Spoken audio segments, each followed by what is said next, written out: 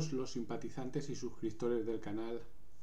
Hoy quiero hacer un programa que es una serie de reflexiones sobre los programas de historia que hemos recorrido hasta el momento. Hay dos formas diferentes de hablar de los hechos históricos, calificando una época, un periodo de tiempo más o menos consensuado por la academia, o relatando hechos y detalles puntuales que caracterizan una parte muy concreta del periodo o del territorio. Desde el punto de vista, digamos, de lo grande, el problema es que las generalizaciones raramente funcionan. Y desde el punto de lo pequeño es que extrapolar conductas globales de hechos muy puntuales es un seguro para equivocarse. ¿Qué hacemos entonces? Vamos a pensar en un periodo prolongado y que nos gusta a todos mucho, como la Edad Media.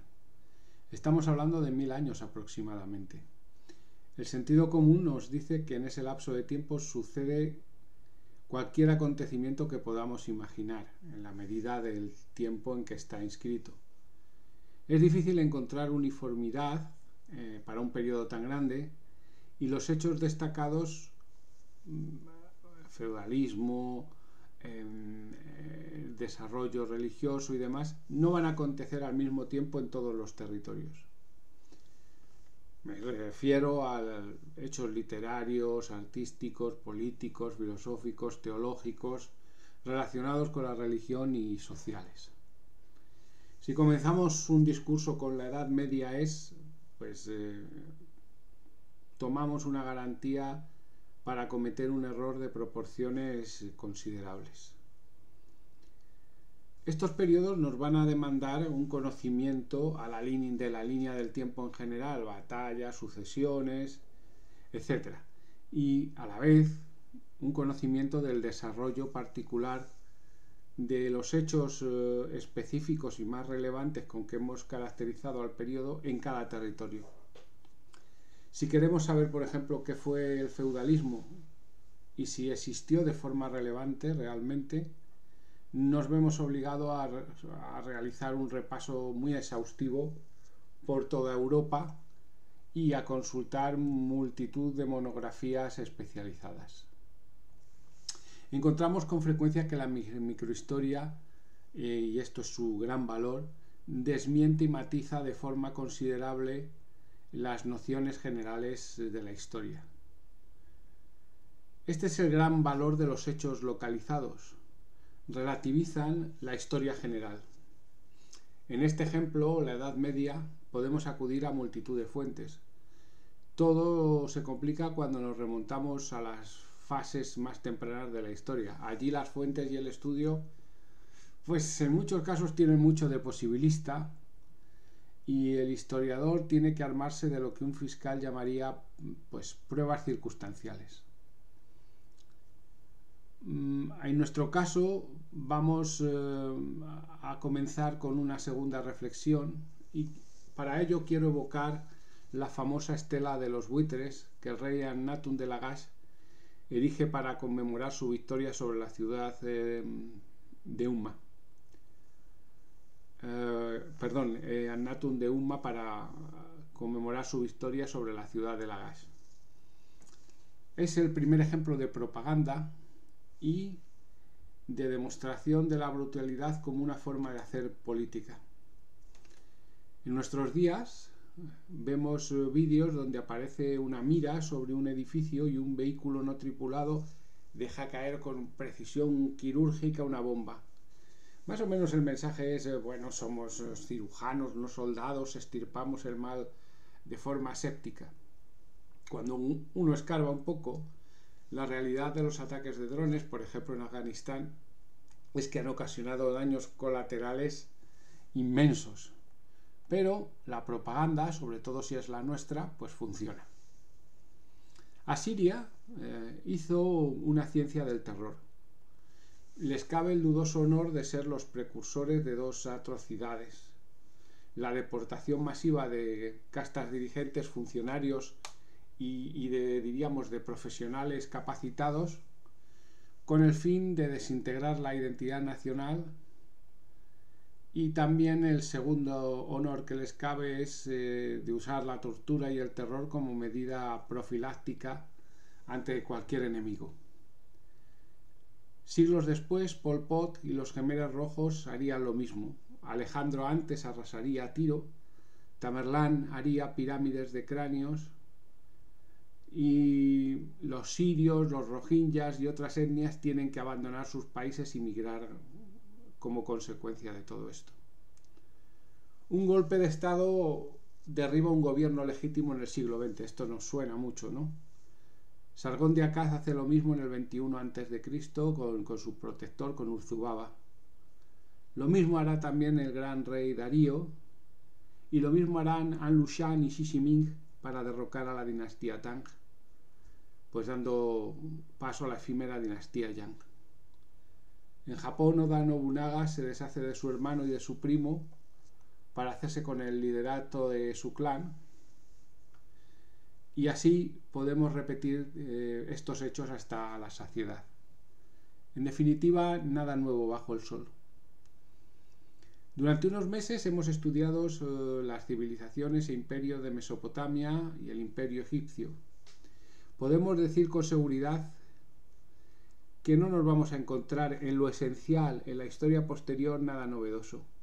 Las diferencias son matices que están relacionados con el progreso tecnológico, político y social de cada momento. Por ejemplo, tensiones Iglesia-Estado, la rebelión de los sacerdotes durante el reinado del rey Urukagina, Acadio, o, por ejemplo, podemos pensar en la excepción religiosa de Akenatón en Egipto, en el auge de los dioses fenicios en el Israel bíblico, y en la tensión y el enfrentamiento entre profetas y reyes en ese mismo Estado de Israel. Hay una tentación a pensar en lo cíclico del tiempo histórico en función de la repetición o similitud de hechos que se consideran relevantes. En mi opinión, este supuesto ignora la limitación del carácter humano para hacer frente a los grandes desafíos que tiene que afrontar. Es decir, las elecciones que tiene un dirigente o un revolucionario, alguien ante sí, para lograr un objetivo son siempre limitadas y van a dar una sensación de repetición. Y todas esas elecciones, por supuesto, están condicionadas por las circunstancias de cada periodo histórico. Yo soy un partidario de un enfoque primario materialista de las líneas generales de la historia sin desdeñar otros enfoques. Sin embargo, para mí la frase sigue al dinero o el interés ha sido válida desde el nacimiento de la historia.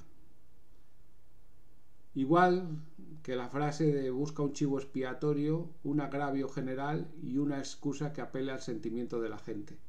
Con todo eso tendrás una justificación para hacer prácticamente lo que quieras. Habrá gente que me diga que ha habido conflictos religiosos, pero ¿qué conflictos han sido religiosos? Pues alguien dirá, bueno, pues las cruzadas. Y yo me tengo que preguntar, ¿los estados latinos y la gestión de la riqueza templaria salió de la nada?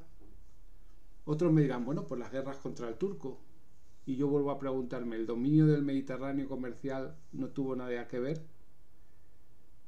Pienso en el papado y los estados pontificios, los monjes budistas del Iko-Iki, y que todas las religiones, sin excepción, que han tenido una dimensión temporal, y han sido todas, han luchado por mantener dicha dimensión. Sin ella no hay lugar donde existir, y de hecho las desapariciones de religiones grandes se deben a hechos políticos claros. Por otra parte, sin esa dimensión temporal no hay posibilidad de proselitismo. En nombre de la justicia, los jarijíes, es decir, los justos del actual Omán, asesinan a Ali y comienza la Shia, el chiismo.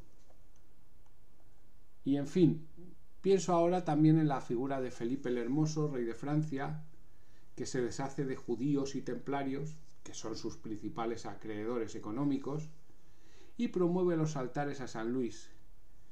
Pero lo promueve con intenciones claramente espurias, es decir, dar crédito a todo lo que ha hecho anteriormente y obtener el favor del pueblo y de la Iglesia. Ya le quedaba poco, desde luego.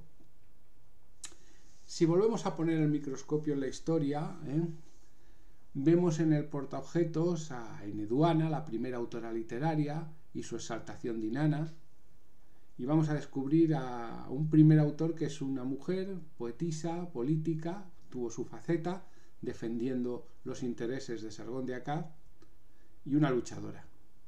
También vemos en ese microscopio al rey Asurbanipal en su biblioteca leyendo hechizos, piezas contables y sortilegios recabados de todo el reino y configurándose como una suerte de rey ilustrado y siendo un asirio, un asesino despiadado. Todos somos todos, algo que va a funcionar desde el principio y que funciona incluso para nosotros mismos.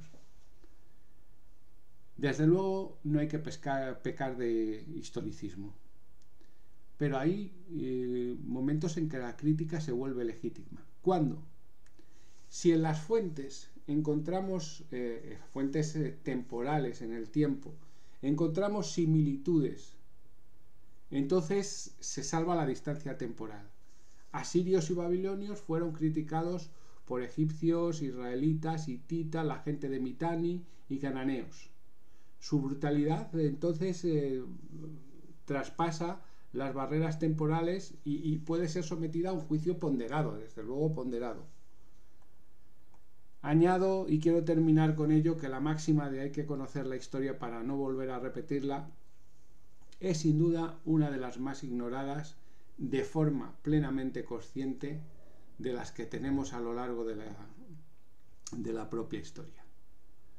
No son muchas cosas y sí lo son a la vez, son unos puntos para reflexionar que aquí les dejo y nos veremos en próximos programas. Un saludo para todos.